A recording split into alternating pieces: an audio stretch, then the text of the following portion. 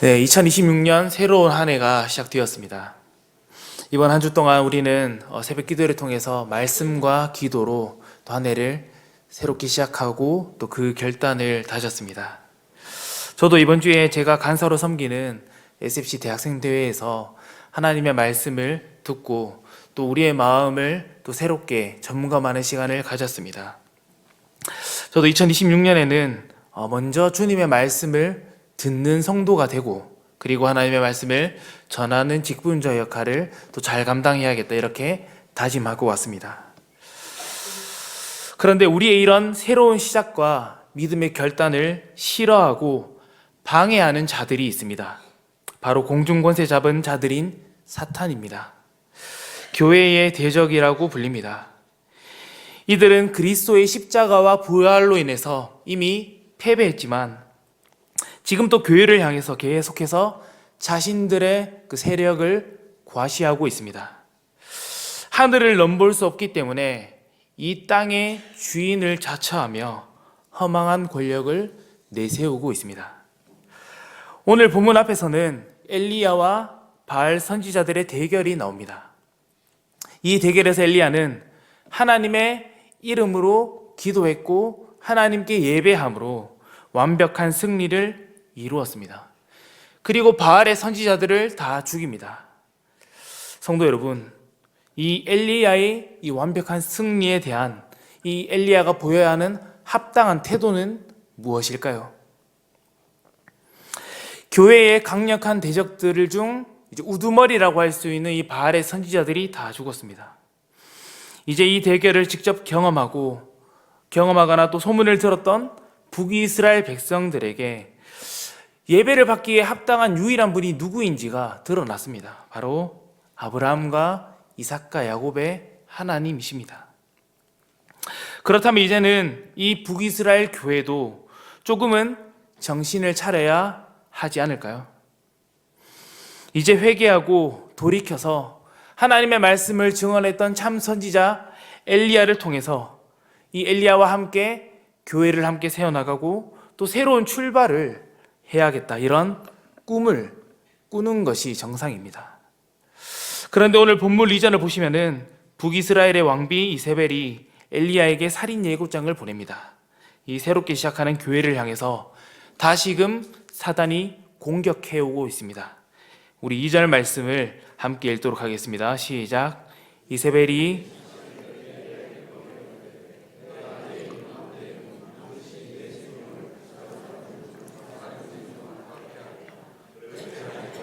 신들이 내게 벌 위에 벌을 내림이 마땅하니라 한지라. 이세벨은 지금 참 선지자인 엘리야를 내가 반드시 죽이겠다, 이렇게 호언장담하고 있습니다. 사랑하는 성도 여러분, 우리는 해가 바뀌면은 어떤 기대를 품습니다. 새롭게 시작하는 올 한 해도 우리가 함께 하나님과 동행하겠다, 이런 다짐들을 반복합니다. 이를 위해서 또 개인적으로 또 교회 공동체적으로 또 가정에서 다양한 작정과 시도를 행합니다. 그러나 우리의 이런 결단을 사단은 좋아하지 않습니다. 계속해서 우리를 향해서 우는 사자와 같이 공격합니다. 올해는 뭔가 다를 것 같다는 이런 큰 기대를 연초부터 초를 치는 일을 우리는 반복해서 경험하는 것을 볼 수 있습니다. 오늘 본문의 엘리야도 대적을 향해서 아주 강력한 승리를 얻어냈지만 이 기쁨을 제대로 누리지도 못한 채 다시 이 이세벨의 살인 예고장을 받아듭니다. 왕비의 살인 예고는 엘리야조차 두렵게 만들었습니다. 엘리야의 마음이 어떠한지 4절 말씀을 제가 읽어보겠습니다. 자기 자신은 광야로 들어가 하루길쯤 가서 한 로뎀나무 아래에 앉아서 자기가 죽기를 원하여 이르되 여호와여 넉넉하오니 지금 내 생명을 거두시옵소서. 나는 내 조상들보다 낫지 못하니이다 하고. 아멘. 엘리야는 믿음으로 예배했습니다. 그리고 예배의 결과 바알의 중요한 지도자들이 몇백 명이 죽었습니다. 대적의 머리가 깨어진 것처럼 보입니다. 그러나 교회의 대적은 또 다른 모습으로 부활을 합니다. 엘리야를 죽이기 위해서 계속 몰아치고 있습니다. 엘리야도 반복되는 이 사단의 공격으로 지쳤습니다. 반복되는 절망 가운데 엘리야는 하나님을 원망하고 있습니다.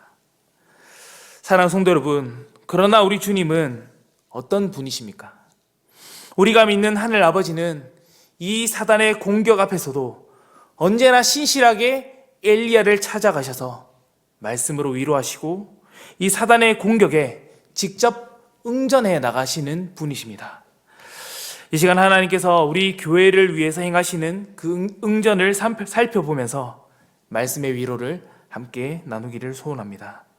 첫 번째로 하나님께서는 엘리야를 보호하신다라는 대지를 살펴보겠습니다. 엘리야는 이 살인 예고장을 받았습니다. 그리고 마음이 상했습니다. 지금 로뎀나무 아래에 앉아 있습니다. 죽기를 청합니다. 엘리야의 심정을 잘 보여주는 표현이 10절과 14절에 나옵니다. 엘리야는 이렇게 말씀합니다.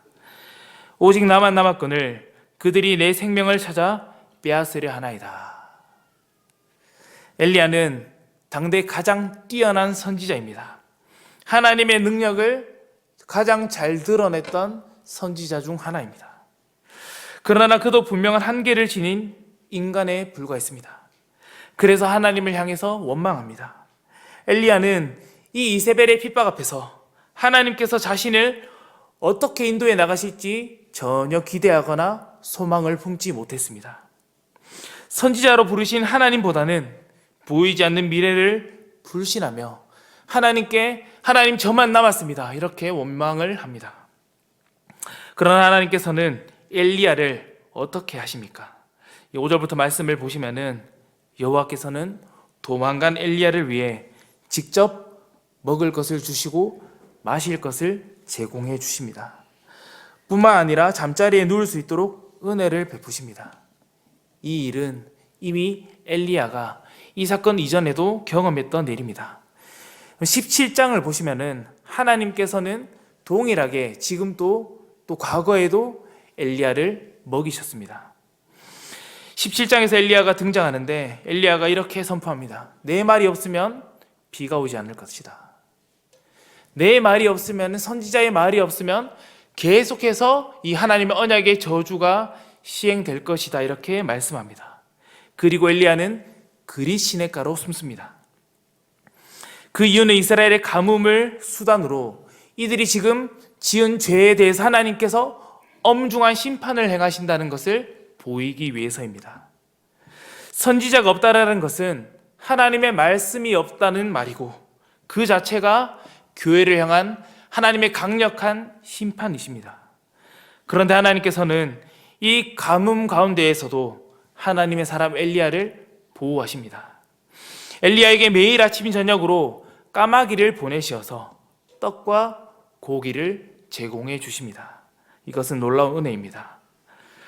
사랑하는 성도 여러분, 하나님께서는 이 사단의 공격에도 하나님의 이 직접적인 보호하심을 통해서 하나님께서 사단에게 지금 응전해 나가고 계십니다. 혹 우리 중에는 이 하나님의 응전, 엘리야를 생존하게 하시는 이 응전이 굉장히 소극적이다 이렇게 생각하실지도 모르겠습니다. 그러나 하나님께서 우리를 사랑하시면서 왜 이런 방식으로 우리를 보호해 나가시는 것일까요? 혹 우리가 사탄의 공격 앞에서 이 사탄을 죽이시거나 사탄을 우리의 눈에서 치워버리시면 우리가 조금 더 좋겠다 이런 생각을 우리는 하실 수도 있습니다. 하나님께서는 딱 이 문제 앞에서 내가 죽지 않을 만큼만 나를 보호하시고 내 마음을 위로하시는 것처럼 느껴질 때가 우리에게 있을 수 있습니다. 지금 이 마음이 엘리야가 가졌던 마음입니다. 그러나 여러분, 지금까지 하나님께서 이 사단의 공격 앞에서 엘리야라는 선지자를 보호하시고 우리 교회를 보호하시고 하나님의 백성들을 생존하게 하시는 것 이 자체가 우리에게는 아주 강력한 하나님의 살아계심을 경험하는 수단입니다. 2025년을 우리는 마무리했습니다.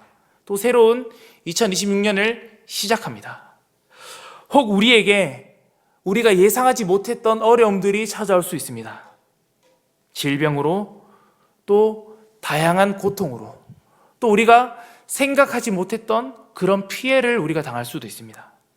그렇지만 하나님께서는 지금도 우리를 먹이시고 입히시고 누이시고 이 교회로 다시 우리를 불러 모으고 계십니다.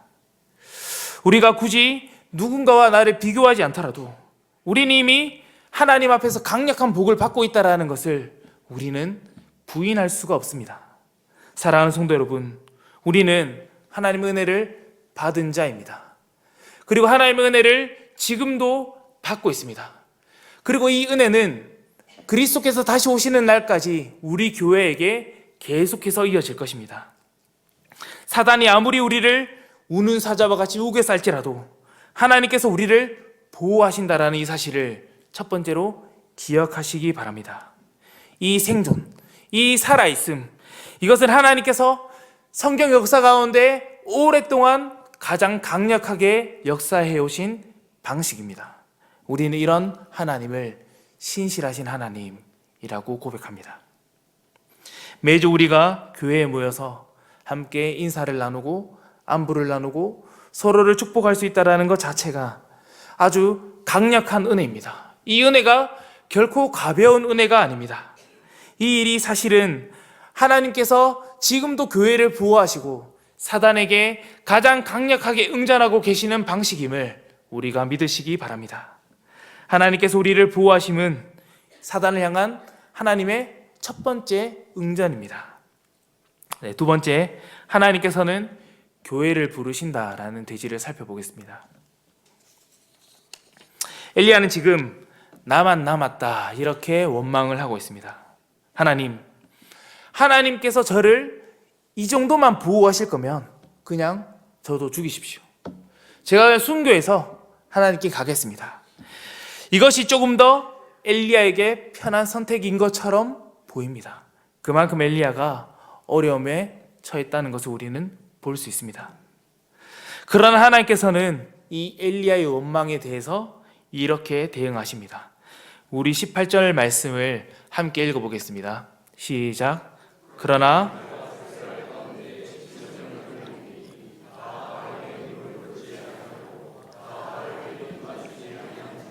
아멘. 엘리야는 지금 자신만이 이 북이스라엘이라는 큰 나라에서 남아있다 이렇게 생각합니다. 그러나 하나님의 대답은 정반대입니다. 하나님께서는 지금 또 7,000명이 남아있다, 하나님이 남기신 교회가 있다 이렇게 말씀하십니다. 하나님께서는 여전히 자신을 예배하는, 하나님을 예배하는 이 교회가 존재한다 이렇게 말씀하고 계십니다. 엘리야는 지금 자신이 처한 상황에 매몰되어 있습니다. 이세벨이라는 이 거대한 대적의 그 살인 예고가 엘리야를 집어삼켰습니다. 엘리야는 이 두려움 때문에 자신을 지금까지 인도하신, 자신을 부르신 하나님이 어떤 분인지를 모르고 있습니다. 엘리야는 이 앞선 바알과의 전투에서, 이 바알의 선지자들과의 전투를 통해서 하나님이 어떤 분인지를 이미 보았습니다. 그러나 하나님께서는 이 엘리야의 생각보다, 엘리야의 말보다, 엘리야의 반응보다 더 먼저 엘리야에게 찾아오시는 분이십니다.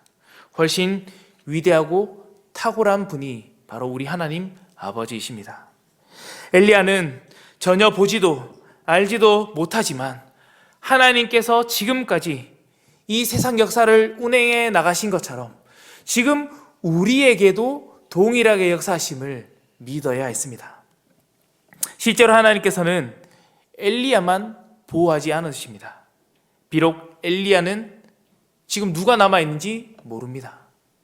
그러나 하나님께서는 엘리야가 보지 못하는 곳에서 더 적극적인 방식으로 가장 강력한 이 생존이라는 방식을 통해서 하나님의 교회를 부르고 계십니다. 교회를 보존해 나가십니다. 이 사실 엘리야는 이 7,000명의 남은 자에 대해서 이미 알고 있었습니다. 엘리야는 18장을 보시면은 이미 왕궁 맡은 자인 오바다라는 자를 만났습니다. 그리고 오바다는 엘리야에게 이렇게 말해줍니다. 내가 이미 100명의 선지자를 50명씩 굴에 숨겨두었다. 하나님께서는 지금 또 비밀리에 하나님의 백성들을 불러 모으시고 또 훈련해 나가고 계셨습니다.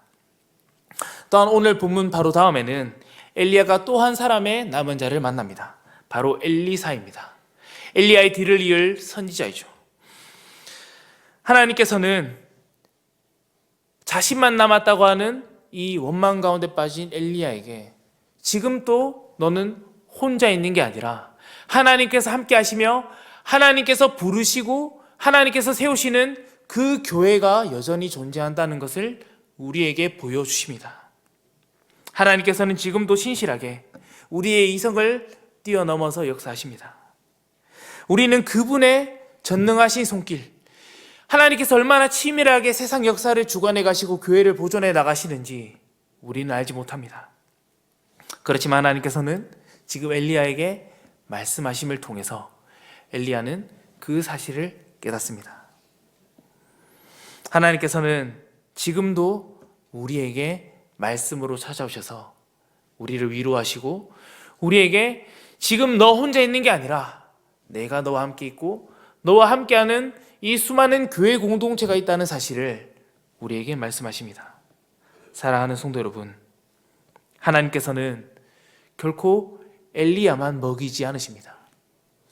지금도 이 땅에 있는 수많은 교회를 부르십니다. 성도들을 한 사람 한 사람 부르시고 모으셔서 교회를 통해 예배를 받으십니다. 말씀을 먹이시고 그들을 사단의 공격 앞에서 가장 강력한 방식으로 보존해 나가십니다. 여러분, 이 사실을 굳게 믿으시기 바랍니다. 우리는 이 땅에 발을 딛고 있습니다. 그래서 때로는 엘리야처럼 나만 지금 이 땅에 남아있다. 수많은 이 교회 가운데, 이 성동교회라는 큰 교회 가운데 나만 신앙생활을 잘하고 있다, 이런 생각을 할 수도 있습니다. 저도 학생 때 그런 생각을 했던 적이 있습니다. 내가 가진 잣대, 내가 경험했던 기준을 통해서 지금 우리 교회에는 나만큼 열심히 교회를 섬기는 자가 없다, 이런 교만한 생각을 했던 적이 있습니다. 그러나 이것은 굉장히 교만한 생각이었죠. 하나님께서는 우리의 교만함을, 우리의 이 교만한 생각을 철저히 짓밟으십니다. 그리고 이 말씀을 통해서 우리에게 하나님이 어떤 분이신지, 하나님이 교회를 어떻게 세워나가시는지를 보여주십니다. 엘리야는 지금 교회의 그루터기에 불과합니다. 비록 하나님께서는 엘리야를 가장 적극적인 방식으로 세워나가시지만 이 땅에 여전히 수많은 남은 자들을 통해 그들과 함께 교회를 세워나가십니다. 예수님께서는 마태복음 13장 31절과 32절에서 하나님 나라는 겨자씨와 같다, 이렇게 말씀하셨습니다. 너무 작습니다. 너무 작아서 우리 눈에 보이지 않는 그 작은 겨자씨가 어떻게 되죠? 하나님 나라를 이룰 만큼 커집니다. 그 나무에 공중에 나는 수많은 새들이 깃듭니다. 이 작은 씨앗이 온 새를, 수많은 새를 품을 수 있는 그런 집이 됩니다. 지금 엘리야는 하나님 나라의 씨를 뿌리는 기초 과정을 하고 있습니다. 하나님께서는 엘리야에게 딱 맞는 그 부르심을 따라서 말씀하시고 엘리야는 그 부르심에 순종합니다. 또한 이 일은 그 다음 선지자에게로 이어집니다. 그리고 선지자는 다시 활동하죠. 그러나 이 선지자의 수많은 활동에도 불구하고 북이스라엘은 멸망합니다. 나라가 무너집니다.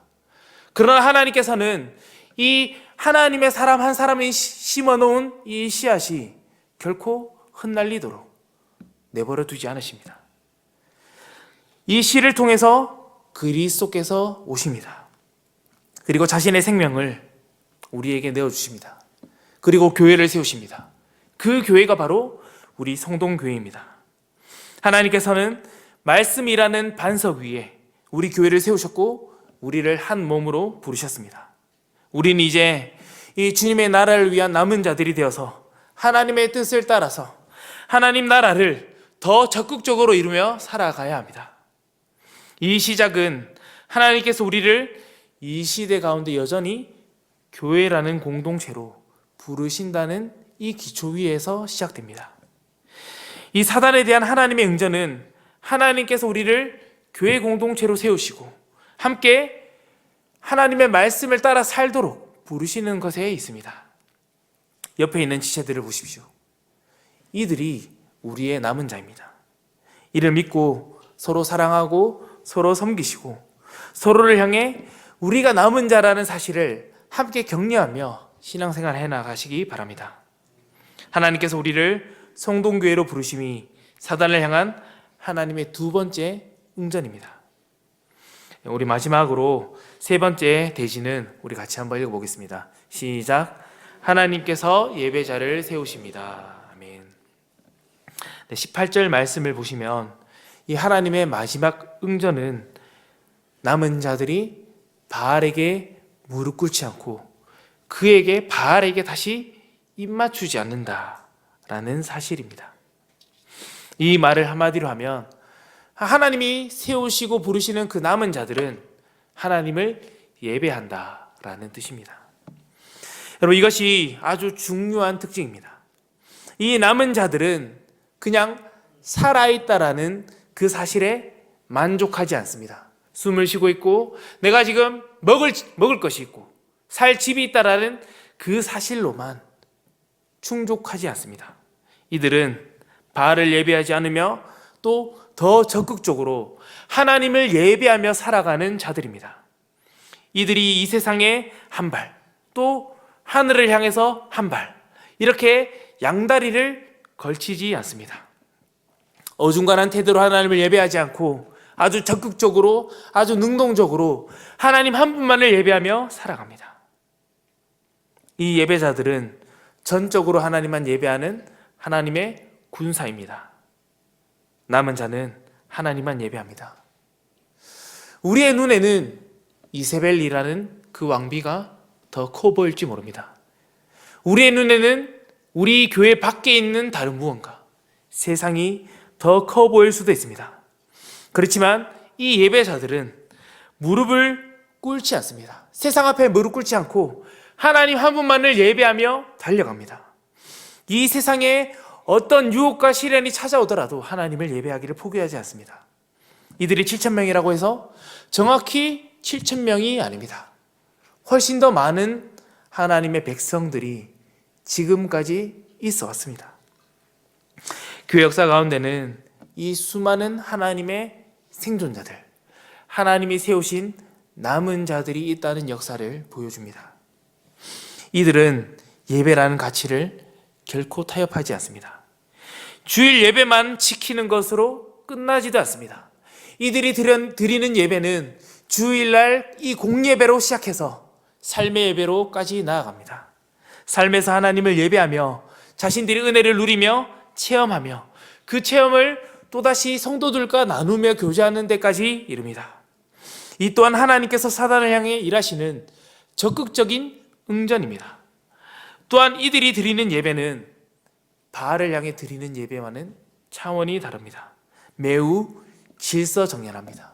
그래서 우리 교회는 질서 있게 예배합니다.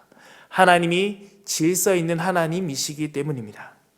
열왕기상 18장 28절에서 29절 말씀 제가 읽겠습니다. 이에 그들이 큰 소리로 부르고 그들의 규례를 따라 피가 흐르기까지 칼과 창으로 그들의 몸을 상하게 하더라.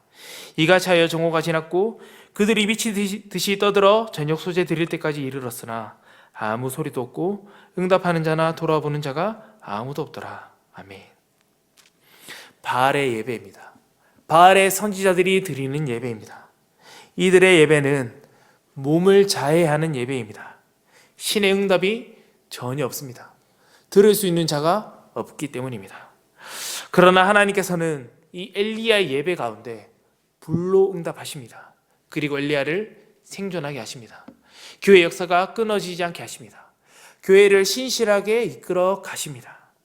하나님께서는 직접 우리를 예배의 자리로 부르십니다.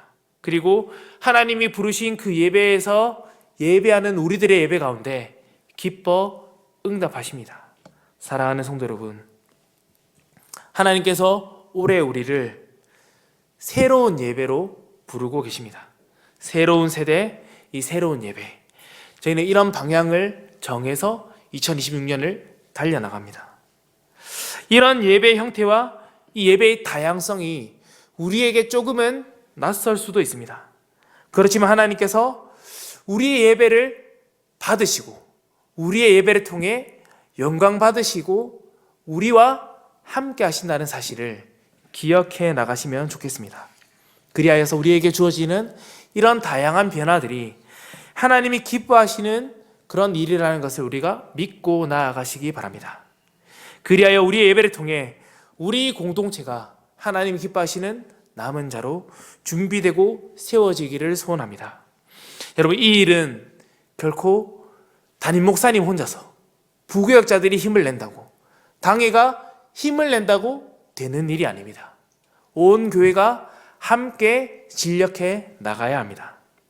우리의 예배를 통해서 하나님께서는 하늘의 문을 열어주시고 우리는 예배할 때마다 하늘로 올라갑니다.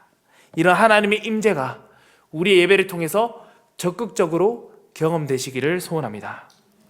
사랑하는 성도 여러분, 우리 함께 예배라는 이 가장 적극적인 하나님의 응전에 순종해 나가시면 좋겠습니다.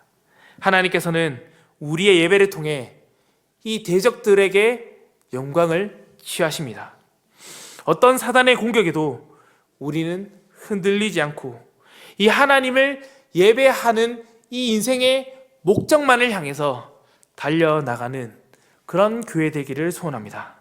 저와 여러분이 세상 앞에 무릎 꿇지 않고 입 맞추지 않는 참 예배자가 되기를 소원합니다. 이제 말씀을 맺도록 하겠습니다. 교회를 향한 사단의 공격은 어제나 오늘이나 여전히 강력합니다. 선지자 엘리야조차 하나님을 원망하게 만들었습니다. 그러나 그리스도께서 우리의 예배를 위해 십자가에서 죽으시고 부활하셨다라는 이 복음의 반석 위에 든든히 서서 저와 여러분이 하나님만을 예배하는 그런 자리로 나아가시기를 소원합니다. 하나님께서는 이 사단의 발버둥이 무색할 만큼 지금도 아주 강력하게 우리의 눈에 보이지 않지만 아주 강한 방식으로 사단과 싸우고 계십니다. 하나님께서는 지금도 교회를 보존하시고 우리를 예배의 자리로 부르신다는 사실을 기억하시기 바랍니다. 하나님께서는 우리 성동교회를 통해서 영광 받으십니다. 이를 통해 하늘의 실체를 보여주십니다. 올 한 해, 시작하는 한 해, 우리가 먼저 새로운 세대가 되고 또 새롭게 예배해 나가는 저와 여러분 되시기를 간절히 소원합니다.